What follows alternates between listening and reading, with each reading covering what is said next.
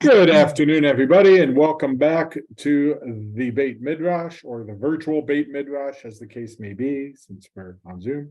Hope everybody's doing well. Hope everybody's feeling good. Hope everybody had a good week. Yes, good week. Maybe. Oh, okay. Hope everybody had a Yom Ha'atzmaut Sameach. Hope everybody had some good Israeli food yesterday to celebrate Israel's 75th birthday. So I hope you guys got to enjoy something good, and excited to be learning with y'all again today. So welcome back. Yes, Mickey. You're muted, but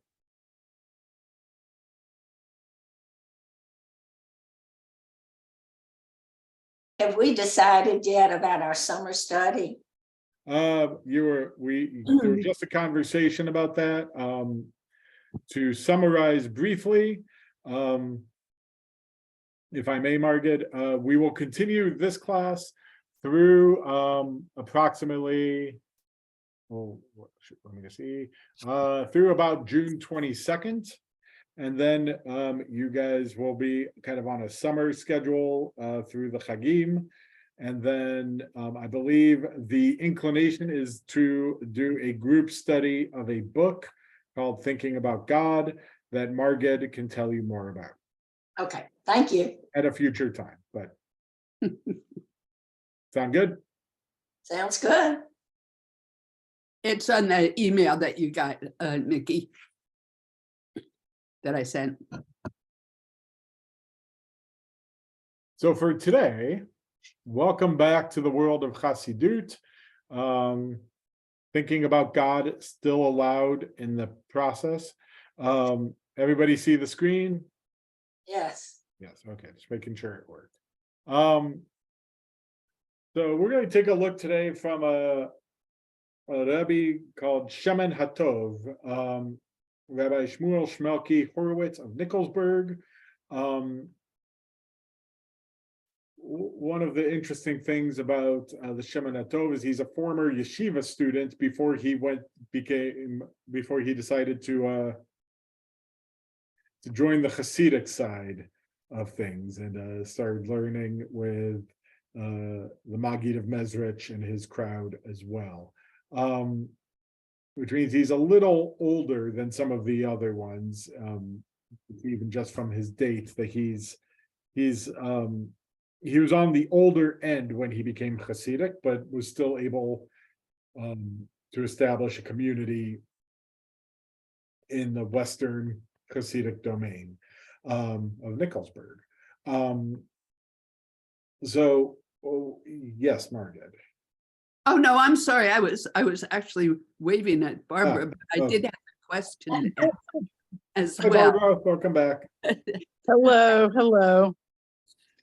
I had a question to ask you as well. I don't understand. You're saying about yeshiva.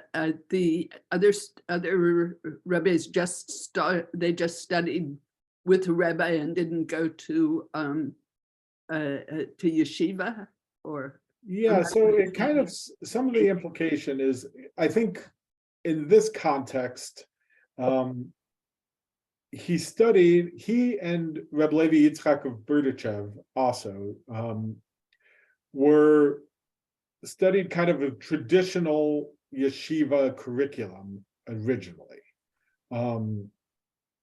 So in some sense, a lot of Hasidic rabbis would learn, and they would be educated, and they would be fluent in rabbinic thought, but not trained in the traditional yeshiva style.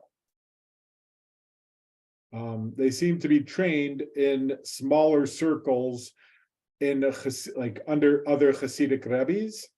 So take the Maggid, for instance, is that the way the Maggid of Mezrich kind of organized it is he gathered a group of students, which included Reb Levi Yitzchak of Berdichev, the Noam Elimelech, the Meori Naim, some of these classic students, and he taught them as kind of his circle of students, and then sent them off into the wilderness, so to speak, and had them set up their own communities, and then they would collect students there, and then their most prominent student, and they would teach those students, and they would educate those students, and then they would take the most prominent of those students and send them off into the wilderness to set up their own communities.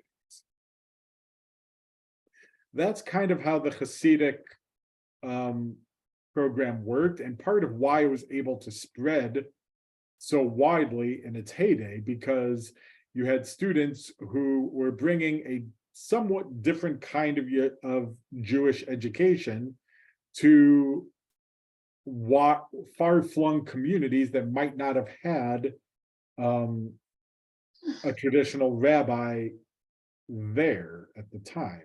So these rabbis come in, these Hasidic rebbes come in and are able to establish themselves in these communities and then build a following based on their charisma and education and wisdom, and then be able to send and teach a second generation, which they then send off to other far-flung communities. As opposed to a kind of traditional yeshiva model where you kind of spend all your time in the yeshiva and then go to work at a big synagogue somewhere. So the Shemin HaTov, Rabbi Horowitz here, started in a traditional model. And so started as a traditional yeshiva student. So he is very knowledgeable. He is, I don't want to say more knowledgeable, but he has a traditional yeshiva education, which, as you guys might have seen, is a little, the teachings from a Hasidic perspective are a little different than if you were to say, read the Talmud or read the Shulchan Aruch. Like, it reads a little differently and has a different focus to it. So that's why it's kind of worth noting who had a more traditional education, because then they're able to bring in some of that and blend it with some of the Hasidic perspective. Does that make sense? Sounds a little bit like multi-level marketing. I'm not into marketing, so I don't. Not my specialty. No need. So I'll take your word for it, I think is where I was going with that. Need for me to So we're going to read the Shemin HaTov. This week is a double parsha, Acharei Mot Kedoshim. There's a lot of these double parshiot. We're going to actually look at Parashat Kedoshim because I like this teaching and I think it's a fun teaching. So I'll tell this story quickly just because I can.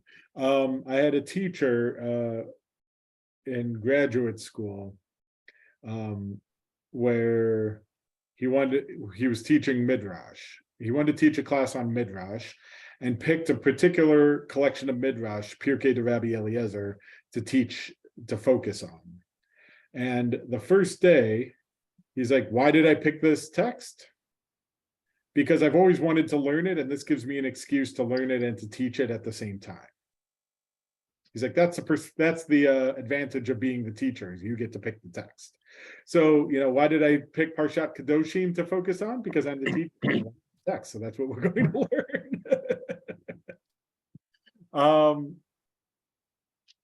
So who would like to start us off today? This is Happy, Barbara. happy. I can read. Oh, well, let's do it, read. Barbara, please. Okay, starting with, you shall love your neighbor as yourself. I am Hashem. Good. Great verse. Very well drashed out verse in rabbinic text and rabbinic thought. There's I want to say it's Rabbi Akiva essentially tries to boil the entire Torah down to this verse. There's a discussion.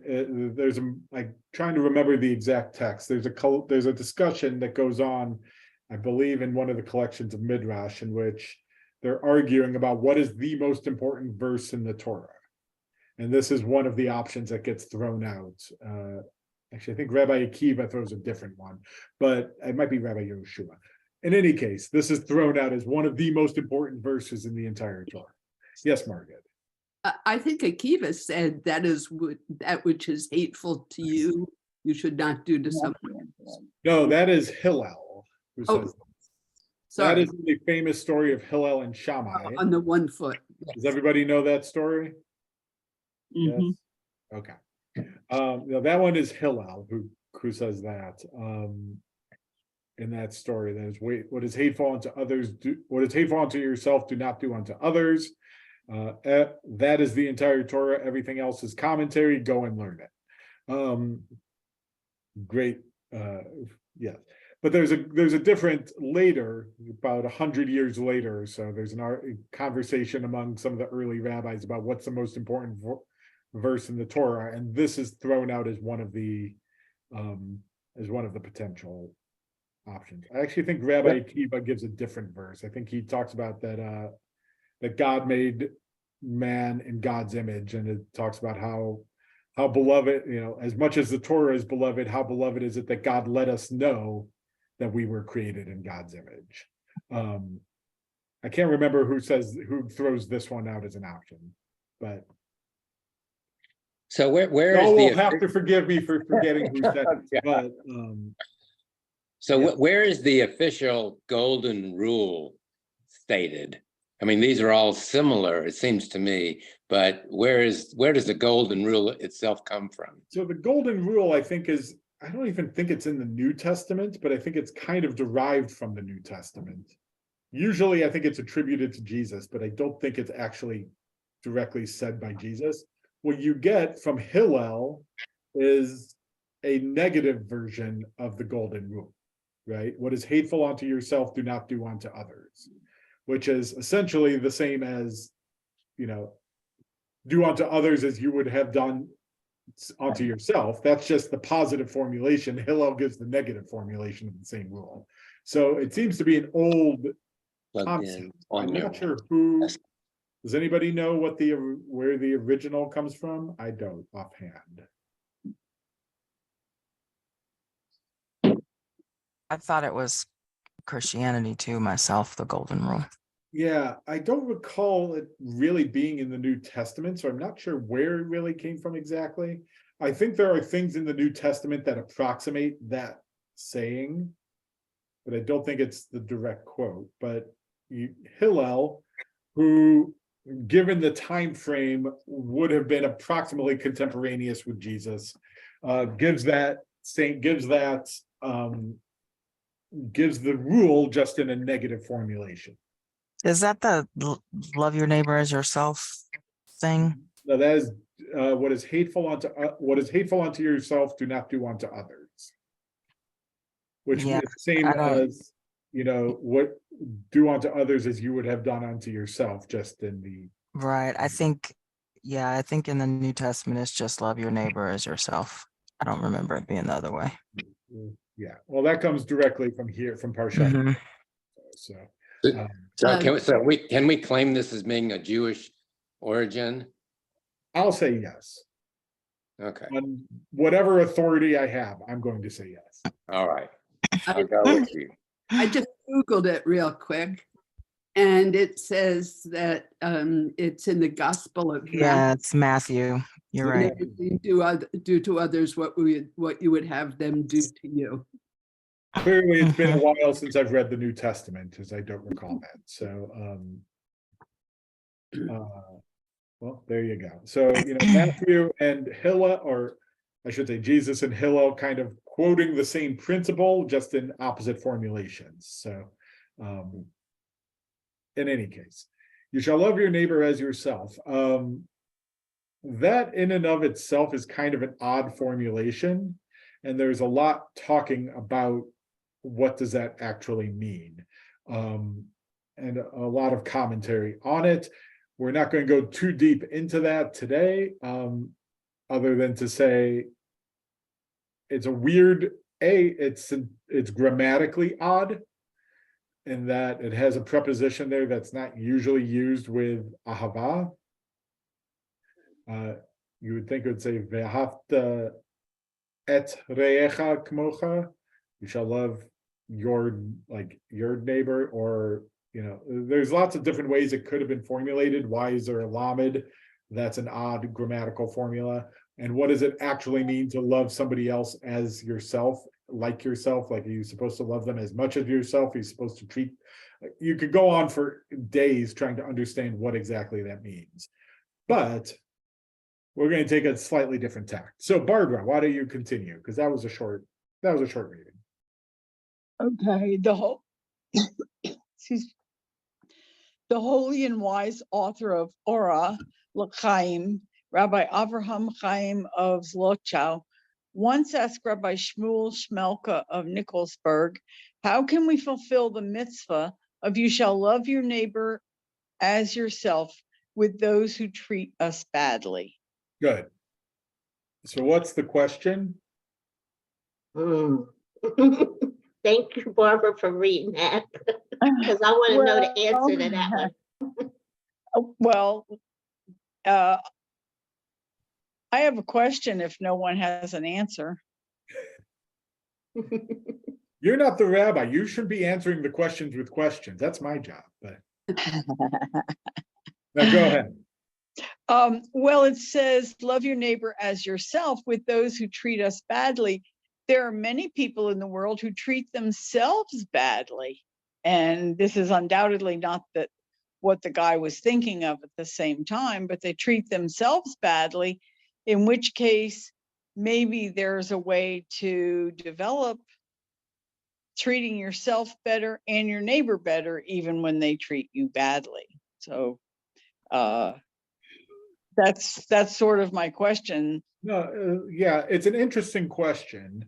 It's more a And- margin question. I mean, the psychiatry or the psychology of it. But Yeah. I can't afford to pay her, so we can. And the rabbis for free. Rabbis for free.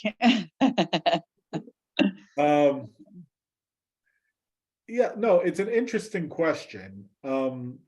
What I'll kind of say on it is I don't think, I'll say pre-modern rabbis really address that question. Because I think our knowledge of mental illness and self-hurt and things like that really is more of a, not saying it didn't happen, I'm saying our knowledge of it and our treatment of it is really kind of a more modern phenomenon over probably the last 100 years, though again, Margaret might have a better idea than me. Like, I think it was kind of, my gut says it was kind of ostracized much before that, which means it just was kind of outside the purview of rabbinic text because they didn't really think about that concept, because they couldn't really imagine that really being a way a person would treat themselves. Thank you.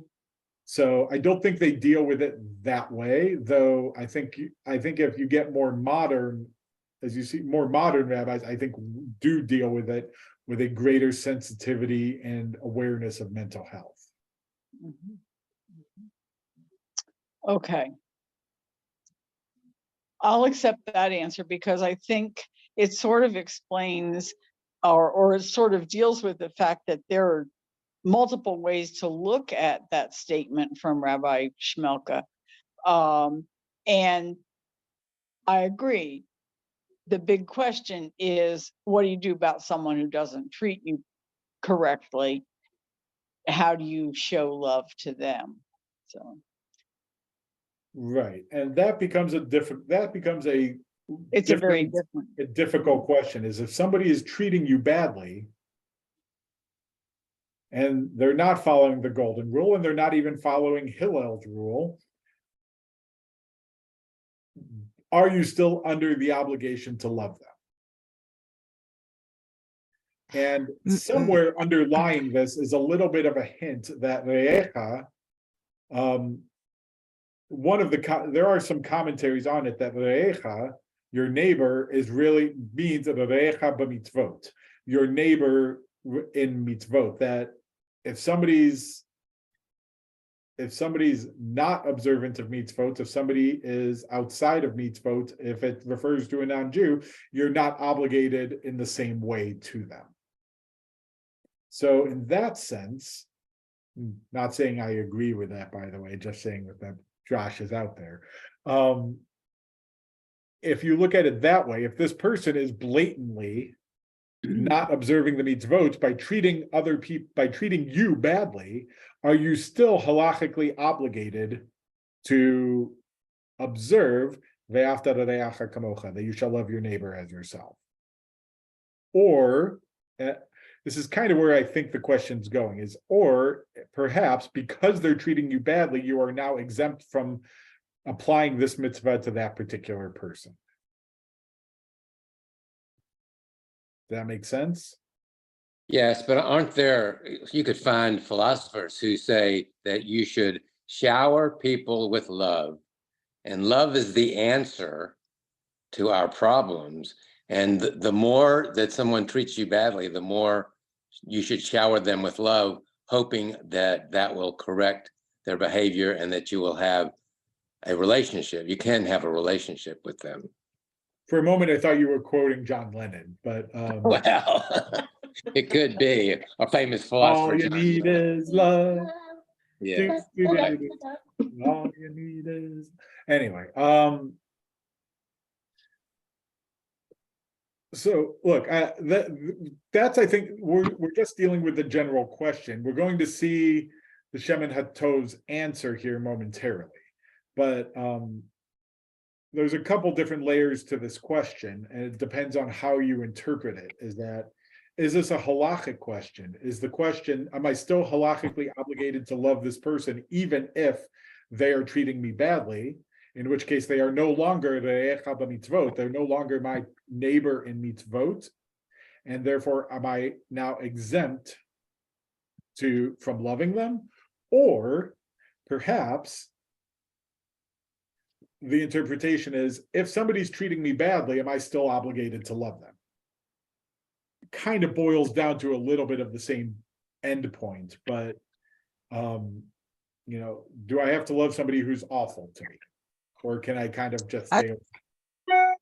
I just always thought it meant that even though somebody treats you bad, that you still have to loving them as you love yourself, meaning that you don't have to like bend over backwards for them, but you still are supposed to treat them in a with human dignity and respect.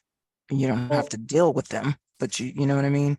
You don't have to be a jackass when you see them. Let's see what the answer he gives is. And we'll kind of go from there. Who wants to read the answer now?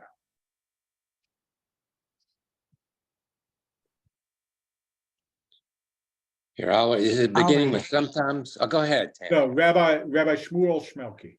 Okay. Go ahead, Tammy. Okay. Rabbi Shmuel Shmelki gave him a reasonable answer that Rabbi Avraham Hayim was able to accept.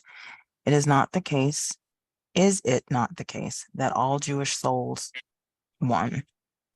Each one was an atom and included in. Okay. I didn't know if that was my contacts or me, sorry. No, it's Each my bad. one, each one was an atom, and included in each Jew are sparks from that original soul, some from Adam's hands, some from his feet, etc., like it is said in the books. Okay, let's pause there for a moment because there's a lot to unpack there, and then we can kind of go on. What is he saying? That we're all one, that we're from the same sparks. Right. So all Jewish souls are essentially connected to each other. We all come from the same original human, and therefore we are all kind of one interconnected soul. And each of us isn't it correct holds a that piece of that soul. Yeah, go ahead, Barbara. it also explains that here are why there are differences between us, where some of us may have more good and some of us have more not good. Because when I come from the feet, I've been pushed on all of Adam's life, and I have a tougher response to the world. Whereas if I come from his heart or something, I may feel differently. So the fact that I think the explanation is good in explaining people are going to be different, even though they all come from the same basic source, they can be different because you might be from the feet or the hands. Good. I want to tweak what you said slightly. Okay. I think but like, I don't think it's as much a matter of some of us are better or worse, or some of us are more susceptible to doing bad things or good things. I don't think that's quite what he's saying. I do think, however, he is tracing some personality traits into it. That souls who come from the feet might have a certain personality, like group of personality traits. Those who come from the hands will have a different one. Those who come from the heart will have a different one. Those who come from the heads. So yes, it does trace personality differences among people all the way back to primordial Adam, who had all of this, all his Adam's soul all breathed into him by God, God's self, and then in some sense distributed out through his progeny. Is that interpretation, which it's a beautiful interpretation, it makes a lot of sense to me, but is that something that we are reading into what he says, or is that something that somewhere else he has elaborated on in some way? So Kabbalah, there are concepts in Kabbalah of one soul, and us all being one soul. You get different versions of it depending on the different interpretations. So this one is interpreting, you've got the soul from the feet or from the hands or from the head or the heart or the kneecap or wherever. Others trace the different souls back to different soul roots, of whom biblical characters are paradigmatic of. So like there's a soul root of Abraham, there's a soul root of Pinchas, there's a soul root of I'm trying to remember all. I think there are 6. I'm trying to remember all of them. But like you essentially, your soul comes down and all of basically your family tree will all descend from that soul root. And again, it holds certain characteristics within it. So like the soul root of Pinchas, for example, has a certain level of zealotry associated with it because he was a zealous guy. Like the soul root of Abraham will be more on the terms of chesed and kindness, because that was Abraham's main mode of personality trait, according to Kabbalah. So they kind of see like there's one root, but that there's one soul, but that it's kind of broken off into 6, and then people are kind of categorized that way. This is interpreting it slightly differently by body parts, but I'm not sure you really come to that drastically different of a conclusion. It's just a different way of understanding it. So, Rabbi, are they, it says here, of all Jewish souls are one. So are we just talking about these rules for Jewish people, or what is it? Do you treat non-Jewish people differently? Do they have different rules, or how does Good that? catch. A good catch, and what good close reading of the text.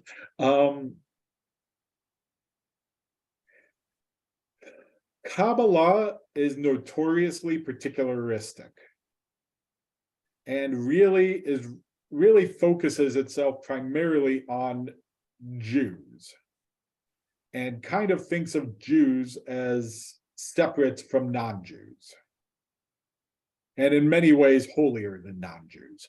But so yes, in this sense, I think it's trying to say that Jewish souls are all one.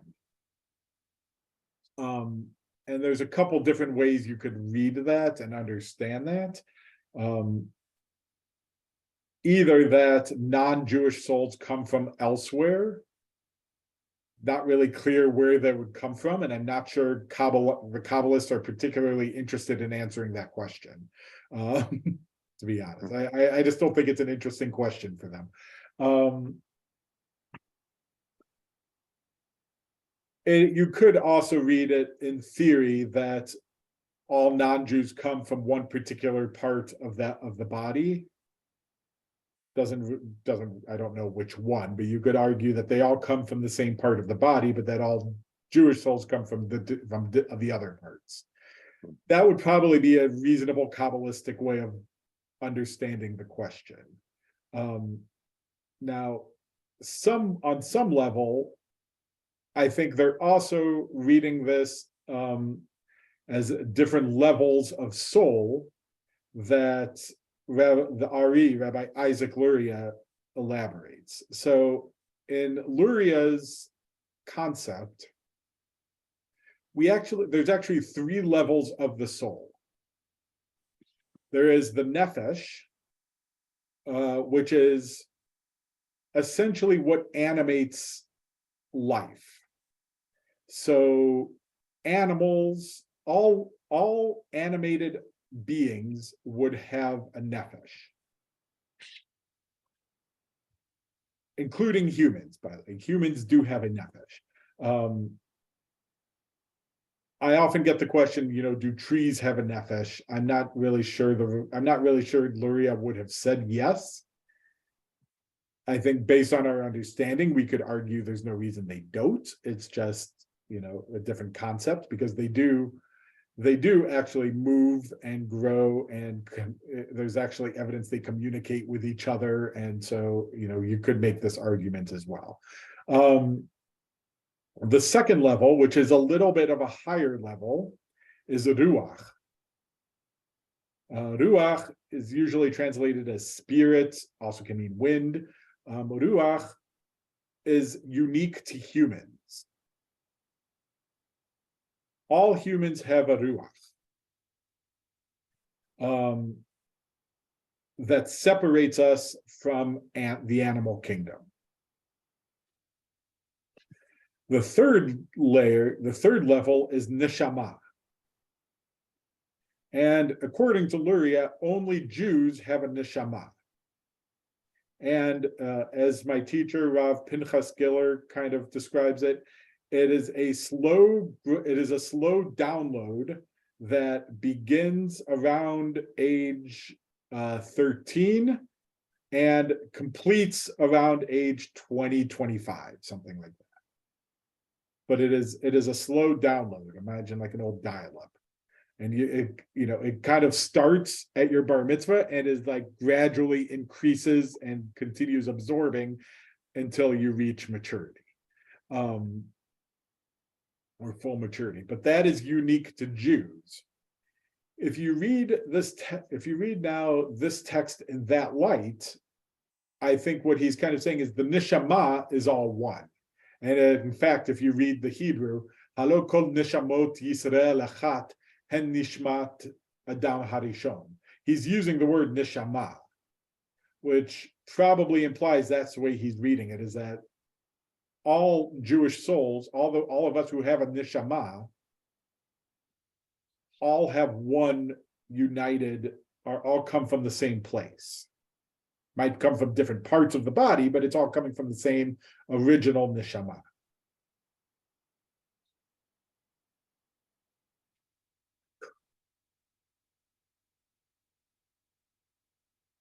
Questions, comments, thoughts? Yes, Rabbi. I'd be worried if there wasn't any. So, go ahead. Okay. So when they talk about the sparks, and I guess I might have been taught or may understand it wrong, but the sparks, Jewish sparks, are, some sparks are lost, and they show up in Gers or other nations. So there are some sparks that are holy that are originally, I guess, part of the Jewish soul, or they were lost, or through Gulim, or reincarnation, they got sewed into another nation. And so one of our things in being in exile, that we as Jews, we attract or gather those sparks in. So now when it comes to the holiness and the neshama, if you are a convert, okay, do you actually get your neshama when you go into the mikvah, or how does that occur? Good question. So I want to I feel like there's two different parts to that question. So I want to kind of try to answer both. I think one is sparks have a couple different meanings, and I'm not sure this meaning of sparks here is necessarily the same kind that you were talking about initially. Okay. There is also this concept of the shattering of the vessels. This is another Lurianic concept, and that the sparks from the original vessels are scattered throughout the universe, and it's through our observance of mitzvot that we elevate these sparks. And yes, in that sense, there are some of them that are lodged in impurity. There are some of those that are lodged in other nations, or some of those that are lodged in that are more easily accessible, but it's our job is to go and elevate those sparks. Not quite this, I think, the same sense that he's using it here, though. I think here he's talking about kind of Adam Harishon, the primordial Adam. His soul was divided out into the rest of the world and put into other Jews from there, and that these are sparks or shards of the original soul, which is not quite the same as the shard, like the sparks of the original vessels. Luria wasn't always good at synchronizing his own concepts, and sometimes he says a lot of things, but they don't actually match up with other things that he said, and that leaves it to his students after him to try to make sense of it. But so I think that's different. The question about converts is an interesting one. And in Luria's view is that neshama, after a Jew died, then if the neshama did not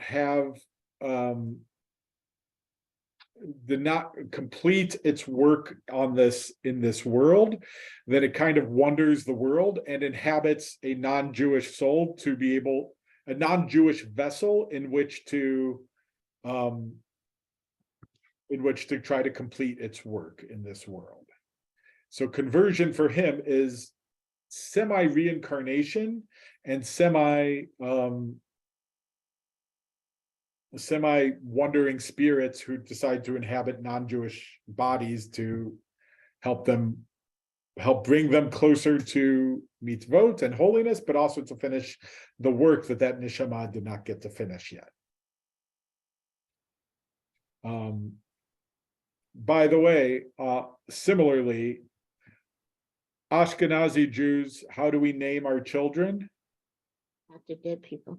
After the deceased. And this ties into this as well, because in a sense, the idea is that you're trying to tie their neshama back into the new person, and in some sense reincarnate this person as into the new baby. That's kind of some of the folk origin of that practice. So go ahead. Is he suggesting or that the desire to convert is generated by this spark that inhabits the Yes. Now, what I'm not 100% clear on, and I'd have to go back and relearn it and find it, is to Shirley's question of when exactly does the neshama completely enter the body? Is it that the neshama enters the body and that leads them into the idea of conversion and leads them towards conversion? Or is the neshama kind of string them along, and then once they are immersed in the mikvah, that's when it enters? I don't know exactly, to be perfectly honest. I don't remember Luria's view on that. But let's come back to the text now, is that now that we have some of this background, that all neshama, all Jewish neshamot, all Jewish souls, this highest level of soul, all are connected to each other by being, in some sense, pieces of the primordial Adam's soul. So Adam had the most original soul being breathed in directly from God. And now we all have pieces of that soul in some sense, so that all of our souls together create, a kind of a jigsaw puzzle of Adam. Who would like to go on from there as we continue?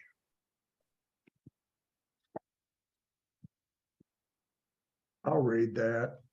Please. Sometimes a person accidentally inflicts a serious injury on his or her head. The head is the ruler of the body. If that person took a club and hit his or her hand that caused the damage to the head, would we not think of that person as a fool? Why would she hurt himself again? Yeah, read the next one too, but The because it same kind of tells thing applies to this. Each of us is one with our neighbor. If our neighbor does something hurtful because he or she lacks awareness, and you repay him or her with something hurtful, you're hurting yourself. Rather think that all comes from Hashem, and God has many messengers. Okay. So draw this analogy out. What's he saying? If it's unintentional, it's not the same as a deliberate hurt. Yes, but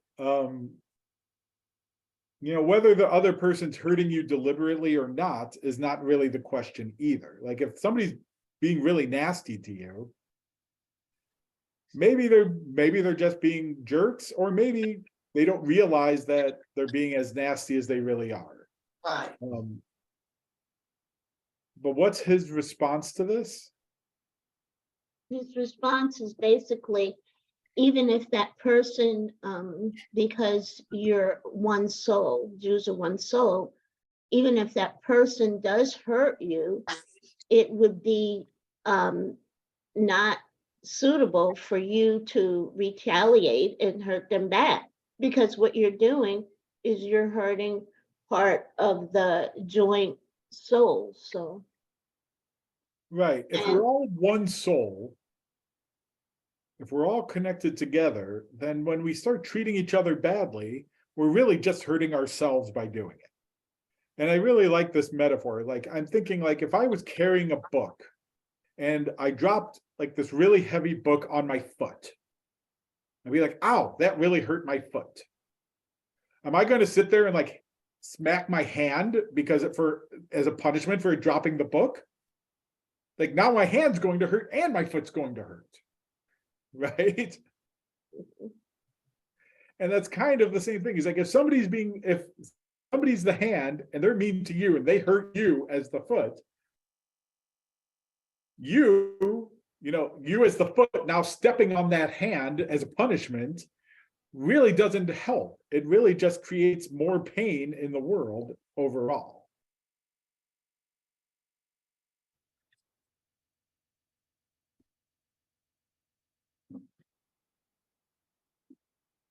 You're really just continuing to hurt yourself, because we're all spiritually, we're all connected. So by being mean to, repaying somebody's meanness with more meanness, really is just hurting yourself. Questions, comments, thoughts? Well, when you do the nighttime Shema and Rabbon Shel Olam, and you actually say that you ask that no one be punished for what they've done unto you, whether it's an insult or they insulted your character or whatever it did that they did to you, even if it was in this incarnation or a previous incarnation, you don't ask for vengeance, and you forgive them. Yes. Yeah, there's a lot of prayers for forgiveness in the liturgy, which makes it no wonder that we are like such a, what's the word? I just lost the word. Neurotic. Jews have this, all these things are like, oh, I really hope I didn't hurt them. I really, we ask for forgiveness 3 times a day. We have like some people, there's a vidui that you do twice a day, like a confessional. Then at night we pray that, maybe not have been harmed. And if anybody harmed us, we forgive them. And no wonder we get neurotic as a people sometimes.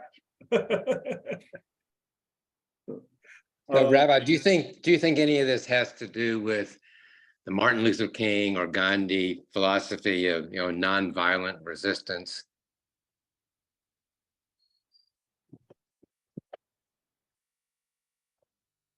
Not directly, at least, because I don't think he's teaching this in the context of protest, which Gandhi and King did. I think he's teaching this in the context. I personally think he's teaching in the context of everyday life.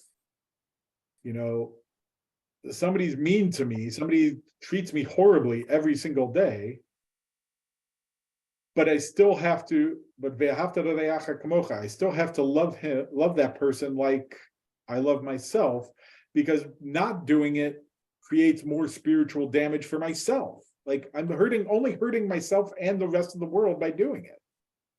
Now, could you use this as a Jewish method of peaceful protest? Absolutely. Like you could pull this in as a general concept to support the Gandhi and King nonviolent protest view, though I haven't read a ton of Gandhi. I've read enough of King to think that I'm not convinced King was necessarily you have to love the people who are abusing you. I just feel my impression is that he felt like, I don't have to love them, but I'm not going to fight them either, because that's not going to get me. Gotcha. Yes. Mickey. Rabbi, in all the verses, it seems to me we're talking about physical hurt and physical abuse. But sometimes with emotional abuse, the person doesn't even realize that is coming into play. Yes.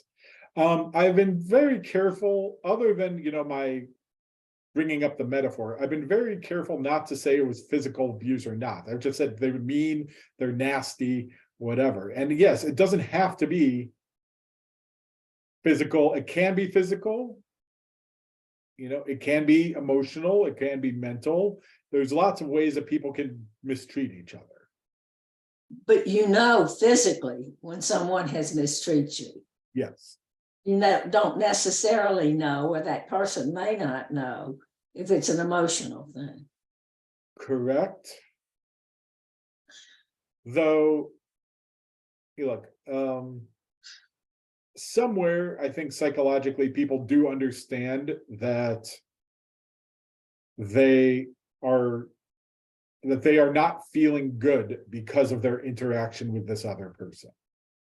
I think where you get a lot of the emotional abuse is the other person making you feel like it was your fault that you did something wrong. right? I think that's a lot of the emotional abuse, is saying, you did something wrong and it's all your fault, which is still being nasty, by the way. But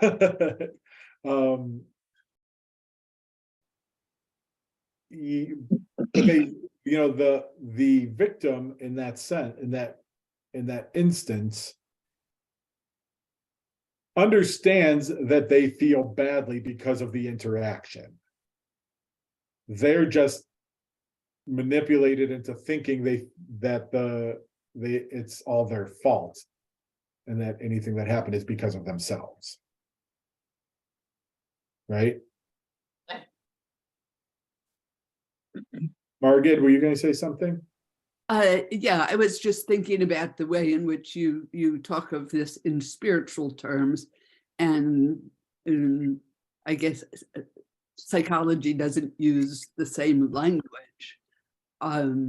But it's interesting to me. There's a kind of I guess a clever saying that psychologists sometimes use about, say, being angry and going around and fuming to yourself and being angry and whatnot, which is like, you're taking poison and wishing the other person would die. Yes. I think that's a good metaphor for this also, is that, you're punishing yourself and hurting yourself, but you're also, you're the one that's getting hurt for somebody else's actions. And whether you punish yourself or you punish the other person in kind for their actions, either way, you're hurting yourself, is I think what they're trying to get at spiritually. But rather, what can you do instead? And this will bring us to our last paragraph if somebody wants to read it, which is really kind of a great paragraph. But Rabbi, can I ask a question before we get to the last paragraph? Yeah. And that is, how critical is the idea that the neighbor hurting you does so because they lack awareness? The lack of awareness, I don't know that bad guys always do it because they don't understand what they're doing. yeah, I'm not sure how critical that lack of awareness really is into the larger spiritual question.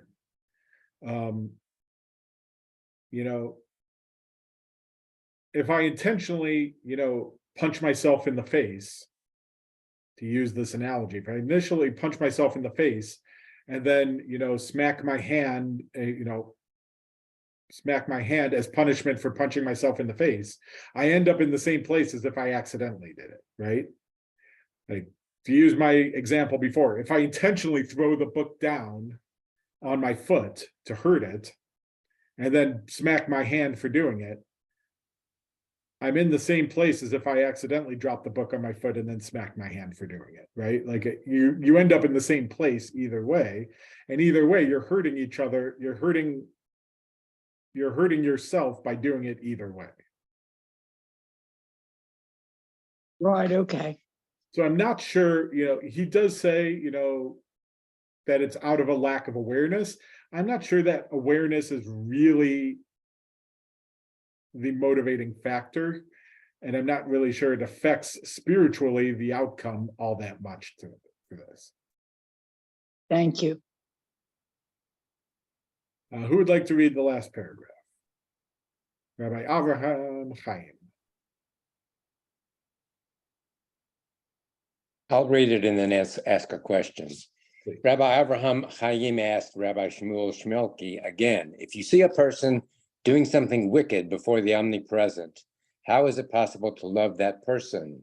He answered, is it not the case that souls of every person are a part of God above? Therefore, have mercy on Hashem, whose holy spark is trapped in such a shell. I love this response. What's he saying? On some level, this sounds a little bit like it might actually be an answer to Barbara's question, is that, you know, when somebody unintentionally hurts you, that's one thing, right? And punishing them for that unintentional hurt is really only hurting yourself. However, you see somebody doing something wicked, you see somebody intentionally transgressing, intentionally doing something bad, what do? You have mercy on them because they are a part of God, and he is trapped in this person who is doing things that are not befitting to the presence of God. That's what I would think. Yeah, I love this. So like, who do you have? You have mercy on Hashem. Like, oi, poor Hashem. Poor Hashem has part of the soul stuck in that thing.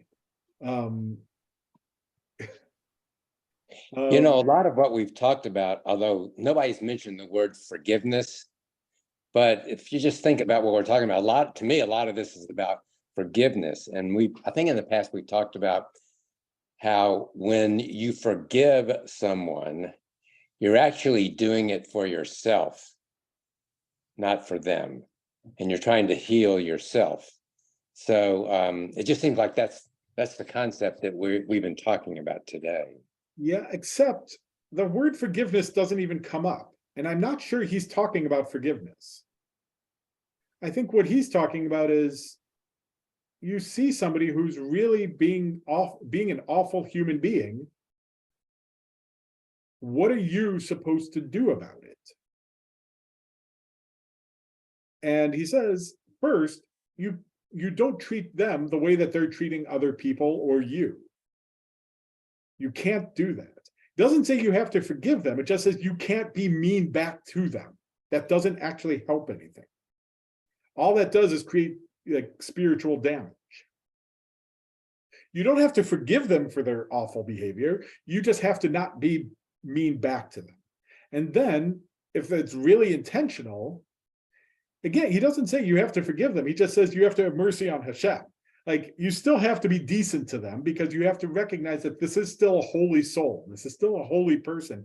This is still somebody that has a piece of God's soul in them. They're still part of the whole vast neshama. You still have to be merciful to them, even if they're jerks.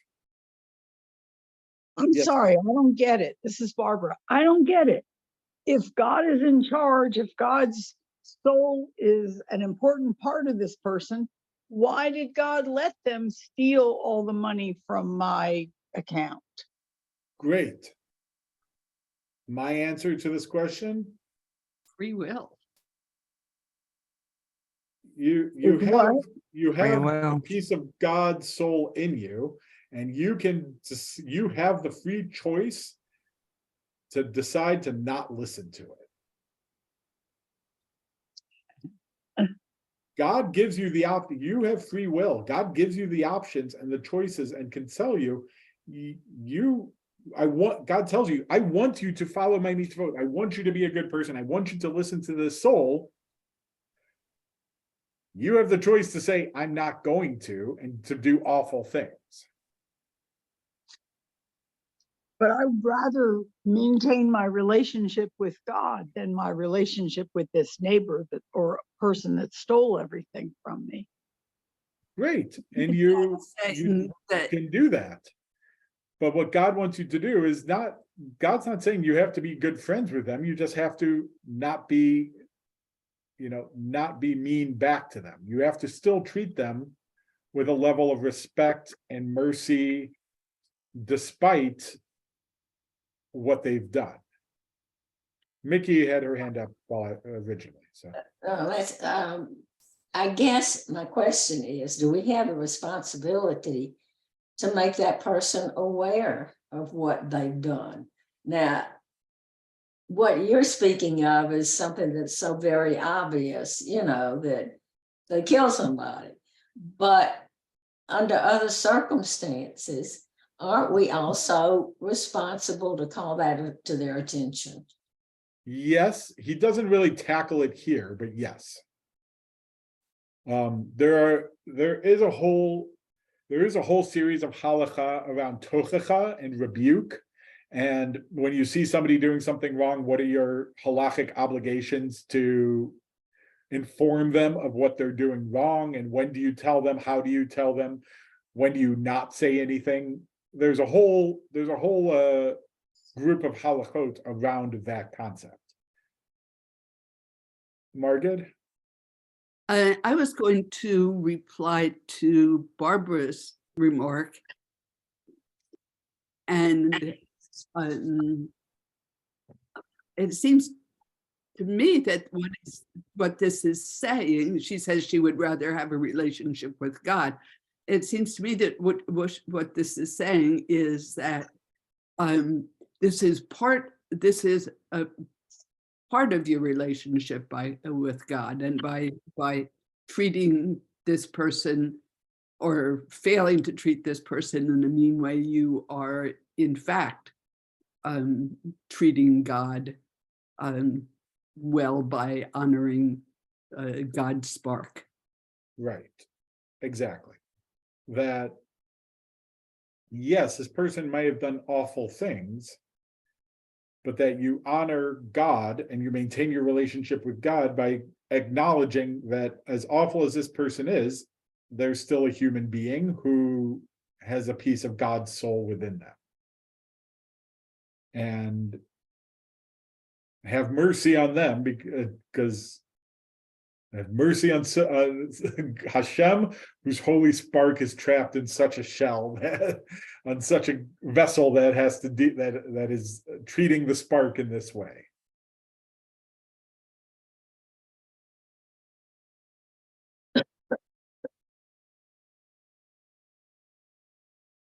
Kol hakavod, everybody. Good questions, good conversation today. Thank you for coming. Thank you for being here. For those I will see, for those I won't see in the next 2 days, Shabbat Shalom, wishing you a peaceful, restful Shabbat. For those I will see, I wish it to you Shabbat Shalom when I see you. And for those who I won't see until next week, Shavua Tov, and have a Shabbat Shalom, Shavua Tov. Have a wonderful week, and look forward to learning again together next week. Thank you. Have a safe week, everybody. Take care, everybody. Good to have you all here. Be well. Bye-bye.